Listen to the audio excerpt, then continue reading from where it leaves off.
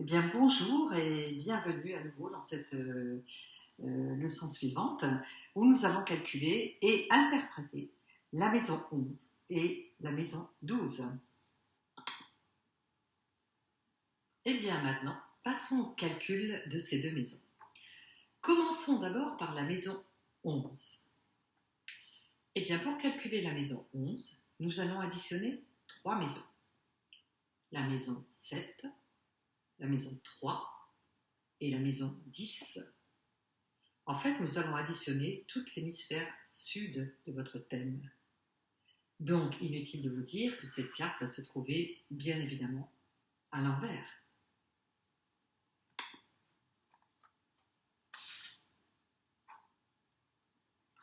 Et maintenant, passons au calcul de la maison 12. Pour calculer la maison 12, nous allons également additionner trois cartes.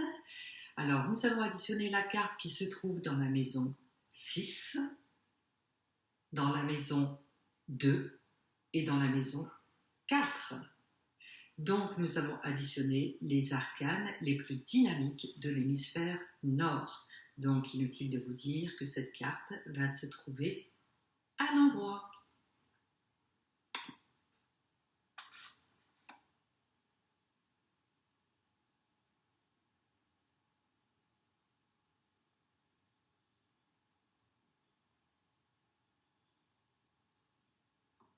Eh bien, passons sans plus attendre à l'interprétation de ces deux maisons. Donc, cette maison 11 va représenter la maison de l'héritage karmique, généalogique ou génétique. En fait, dans cette maison, vous allez trouver la symbolique de vos acquis, mais aussi vos héritages qui vont vous permettre de vous appuyer pour réaliser votre vie. Maintenant, il y a une autre particularité dans cette maison, c'est qu'elle représente aussi le projet parental. Savez-vous ce que c'est qu'un projet parental ? En fait, un projet parental, c'est le projet que vous aviez quand vous avez conçu votre enfant. Alors, ce projet, il est plus ou moins conscient, mais on a tous un projet pour cet enfant. Eh bien, ce projet, il est ancré dans l'enfant au moment de sa naissance. Et il va devenir dépendant de ce projet. Il va croire que son projet, c'est celui-là, son projet de se réaliser, c'est celui-là, mais en fait, c'est le projet inconscient d'un des deux parents. Alors, au lieu de réaliser son projet personnel qui se trouve dans la maison 4, eh bien, il va réaliser le projet parental qui se trouve dans la maison 11. Alors, comment faire pour sortir de l'un à l'autre ? Eh bien, en fait, c'est simple, il faut passer par la maison 3. Donc, la maison 3 qui symbolise donc votre mental. En passant par la maison 3, vous prenez évidemment le côté positif de la maison 3, c'est-à-dire que vous vous dégagez de l'interdit parental qui est symbolisé dans cette carte quand elle est à l'envers. Donc, en supposant que cette carte, vous l'ayez remise à l'endroit, eh bien, vous allez passer par ce mental pour pouvoir trouver le plan, pour pouvoir réaliser votre projet personnel de la maison 4 et atteindre, évidemment, le but de la vie, c'est d'atteindre l'idéal de la maison 12. Donc, comme on peut le voir dans ces différentes interprétations, la maison 11 représente parfois un frein. C'est une forme de nœud dans votre référentiel. Dans le slide suivant, je vous ai répertorié les différents types de nœuds qu'il peut y avoir. Des nœuds paternels, fraternels, karmiques, etc.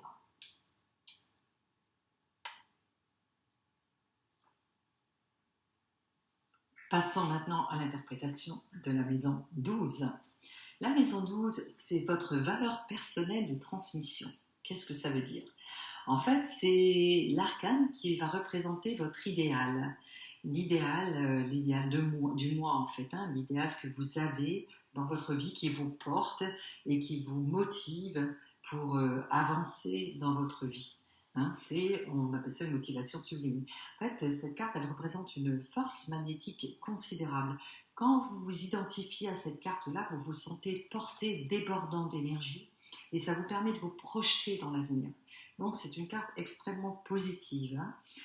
Alors il faut savoir aussi autre chose par rapport à cette carte, c'est qu'elle représente aussi votre patrimoine spirituel, c'est-à-dire qu'elle va représenter les valeurs que cette fois vous allez laisser à vos descendants, mais aussi en élargissant ce point de vue à l'humanité pour certains d'entre vous, hein, parce que y a certains d'entre vous qui ont peut-être un impact sur un plus grand cercle que leurs descendants, et puis certains n'ont pas de descendants, hein, mais ils vont laisser un impact quand même sur cette terre. Eh bien, ça représente l'impact que vous allez laisser sur cette terre. Donc voilà, c'est intéressant de regarder ce qui se passe dans votre maison 12, parce que c'est une carte qui peut vous aider à réaliser la maison 4. Et cette maison 4, d'ailleurs, elle tend à vous aider à réaliser cette maison 12. Il y a une communication entre les deux maisons. Il y a un dialogue entre les deux maisons. Il y a une continuité entre ces deux maisons. Voilà. Et maintenant, pour vous aider à clarifier un peu cette interprétation du nœud 11, je vous ai préparé un petit récapitulatif des différents nœuds qu'il y a dans cette maison. Alors ce sont des exemples d'interprétation évidemment, ce ne sont pas les seuls, hein. C'est vraiment à vous à faire un travail sur cette lame. Je vous expliquerai d'ailleurs à la fin de la 13e vidéo, la 13e maison, pardon.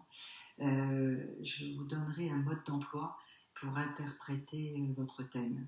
Et ce travail à faire notamment par rapport à cette maison 11 pour découvrir qu'est-ce que veut dire pour vous ce nœud. Mais je vous donne quelques indices dans la slide juste après.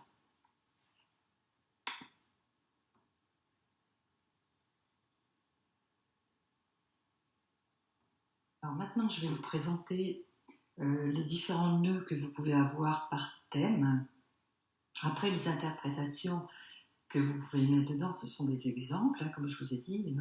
Vous pouvez évidemment trouver d'autres exemples. Rapprochez-vous de la symbolique de la carte, hein, pour trouver vraiment ce que ça signifie pour vous précisément, parce qu'il y a de multiples interprétations possibles. Je ne peux pas identifier évidemment toutes les interprétations. C'est vraiment à voir par rapport à votre histoire personnelle. Hein. En quoi est-ce qu'elle vous parle par rapport à votre histoire personnelle ou par rapport aux répétitions que vous pouvez faire. C'est comme ça que vous pouvez décoder cette carte. Hein. Mais vous inquiétez pas, hein, à la fin de ces vidéos, je vous donnerai un mode d'emploi qui vous donnera une méthodologie pour travailler sur chaque maison. Voilà. Alors, voyons tout de suite les premiers nœuds. Le premier nœud que nous allons voir, c'est le nœud créatif, qui est représenté par l'impératrice.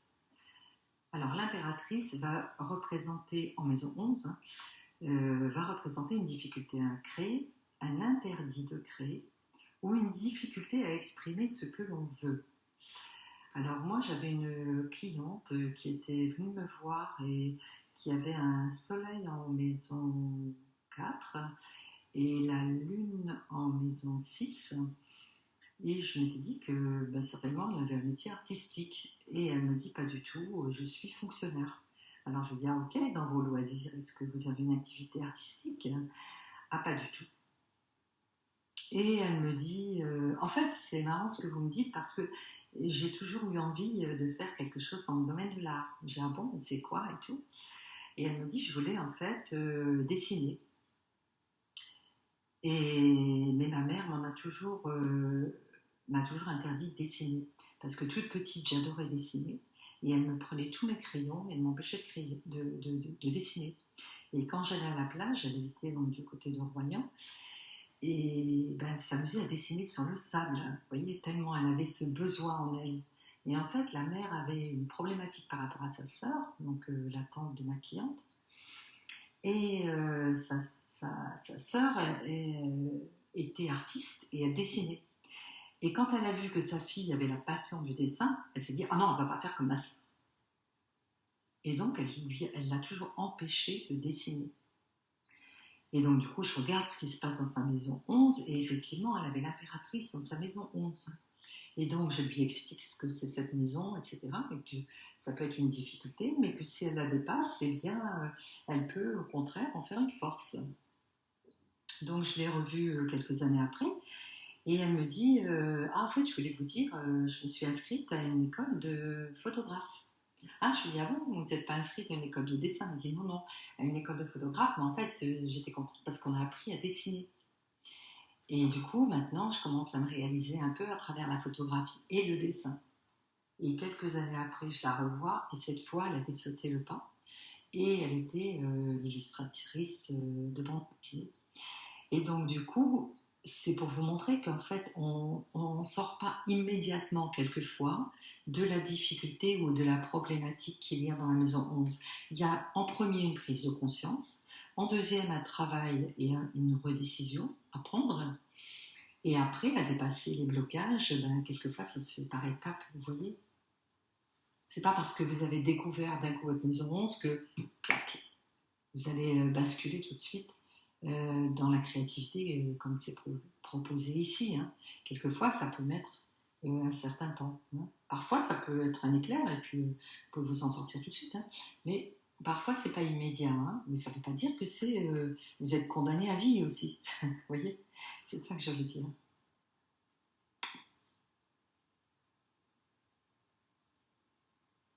Alors, on retrouve ici nos trois pères, hein, qu'on a déjà vu dans le tarot psychologique, hein, dans les premières vidéos.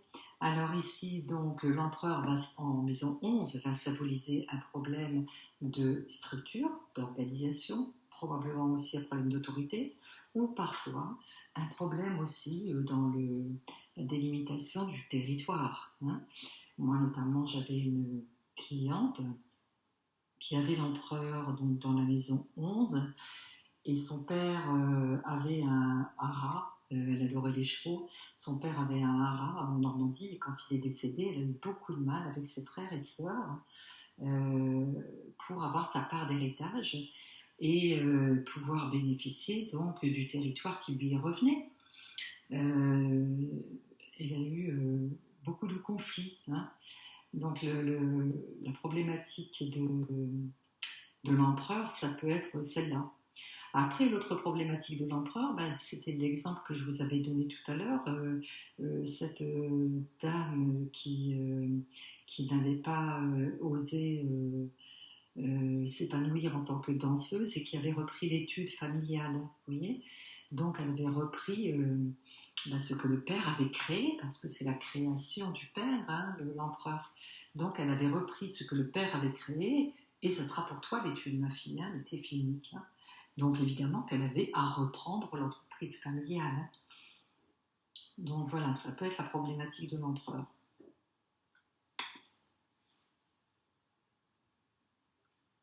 Après, vous reconnaissez le pape. Hein. Le pape, donc, ça va être le père qui apporte la confiance. Hein. Pensez au pape, pensez à la foi, hein, à avoir la foi. Hein. Donc, ça veut dire que c'est le père qui donne la bénédiction. Alors là, peut-être que le père ne nous a pas donné bénédiction quand on a eu envie d'oser quelque chose, hein, quand on était enfant. Et donc, du coup, on n'a pas cette confiance. Après, ça peut être aussi un problème de reconnaissance. Hein. Parce que vous voyez que le pape, il bénit, il reconnaît les moines qui sont sur la carte. Hein. Donc il peut y avoir un problème de reconnaissance. Je vous ai dit qu'après, c'est à vous de voir hein, quelle est la symbolique, cette symbolique, et en quoi elle vous parle. Quand vous regardez cette image, qu'est-ce qui vous attire, qu'est-ce qui vous retient, et vous concentrez sur cette maison 11, en quoi cette carte vous parle. Et vous découvrirez évidemment pour vous, personnellement, qu'est-ce que signifie cette carte. Moi, je ne vous donne que des exemples, hein, mais il y a plein d'exemples. Hein. Enfin, vous reconnaissez le troisième père, c'est le père spirituel. Alors, ça va être le père qui éclaire le chemin pour que vous accédiez à votre âme. Hein. Qui éclaire le soi, le divin qui est en vous. Hein. C'est le Père qui va vous apporter la compréhension du monde, la connaissance de soi. Vous voyez ? Alors peut-être vous avez manqué de ce Père-là. Alors il ne faut pas oublier aussi que l'ermite représente aussi la solitude. Donc il peut y avoir un problème de solitude. Vous avez peut-être baigné dans un univers familial où il y avait la solitude était pesante, hein, ou quelquefois ça peut être un père absent. D'ailleurs, ça peut être le cas aussi pour l'empereur, hein, d'un père absent.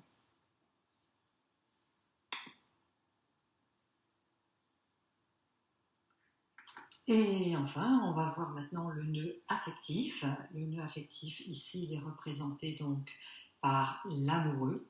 Alors là, on a déjà vu ce nœud, hein, dans l'interprétation des slides précédentes. C'est quelqu'un ici qui a des relations amoureuses aliénantes et qui allie tout le temps souffrance, amour et liberté.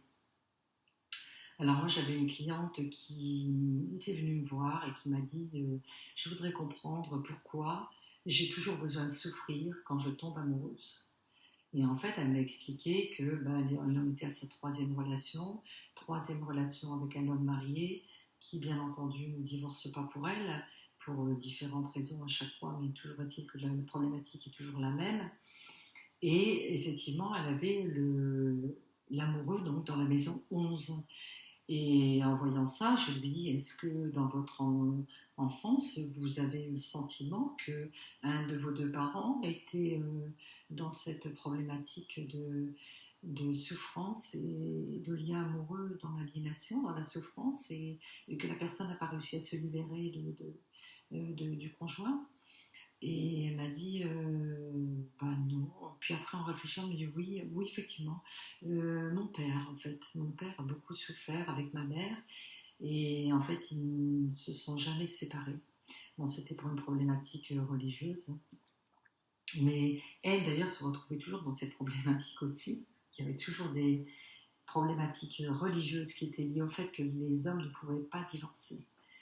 Donc voilà, c'était assez révélateur d'avoir ce nœud-là.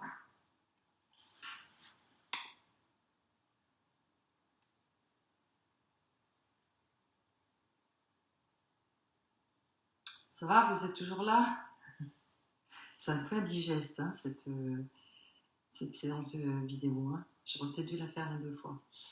Alors, on va voir maintenant les nœuds karmiques. Hein. Je vous ai dit qu'il y avait des nœuds qui étaient karmiques ou généalogiques. Alors, si vous avez la justice dans la maison 11, eh bien là, vous êtes en présence certainement d'un nœud karmique. Vous savez que la justice représente l'engagement dans vos actes et c'est la justice divine. Et donc, vous êtes en train de probablement payer dans cette vie-là peut-être un comportement injuste que vous avez eu dans d'autres vies et peut-être que vous souffrez souvent d'injustice alors que vous avez un comportement complètement équitable et que vous ne comprenez pas pourquoi ça tombe toujours sur vous et que vous tombez toujours sur des gens qui sont injustes avec vous et probablement c'est lié à cette justice. Ou alors peut-être il y a un souci chez vous de perfection, d'être toujours parfait, d'avoir peur d'être jugé, vous voyez. Tout ça c'est lié à la justice. Oui, j'ai oublié de vous dire, quand vous avez la justice dans la maison 11, vous avez tout intérêt à avoir un comportement irréprochable. Je ne vais pas vous mettre une pression supplémentaire sur le besoin de. Et vos actes sont encore plus que n'importe qui d'autre jugés. C'est-à-dire que vous payez l'addition, vous avez le retour du bateau probablement assez rapidement dès que vous commettez quelque chose qui n'est pas juste, vous voyez.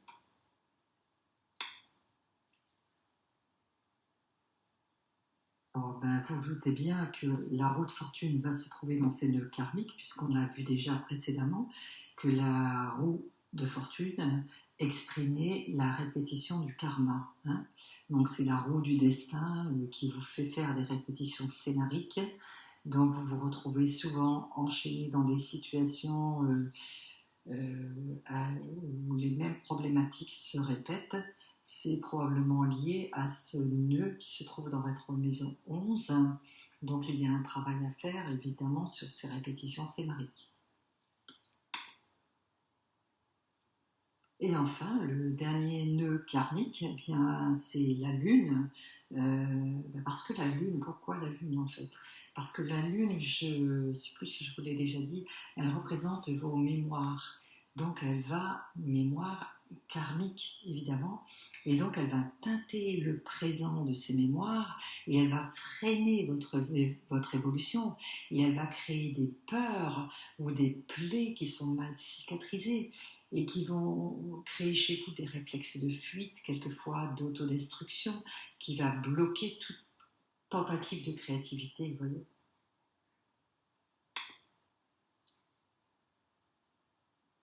Alors ici, dans le nœud de pouvoir, nous allons également avoir 3 lames. Nous allons avoir la force, le diable et le chariot.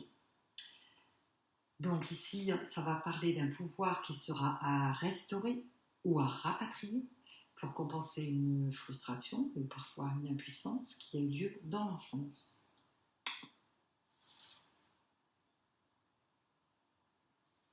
Alors avec ces 3 pouvoirs à restaurer ou qui ont pu symboliser une frustration ou une impuissance, avec la force par exemple, il peut y avoir de la violence par exemple.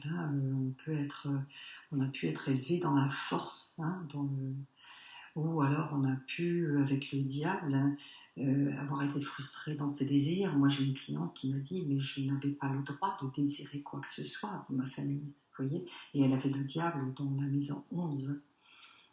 Après, ça peut être un blocage au niveau de la créativité, aussi, le diable. Après, avec le chariot, le pouvoir de guider sa vie, de choisir sa vie. Est-ce que j'ai le choix de ma vie, n'est-ce pas? Oui, bon, après, il y a plusieurs interprétations possibles.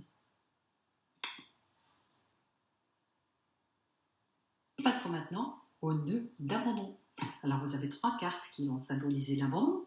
Ça va être le pendu, l'arcane 13 et le mat. Alors nous avons 3 sentiments d'abandon qui se jouent un peu différemment.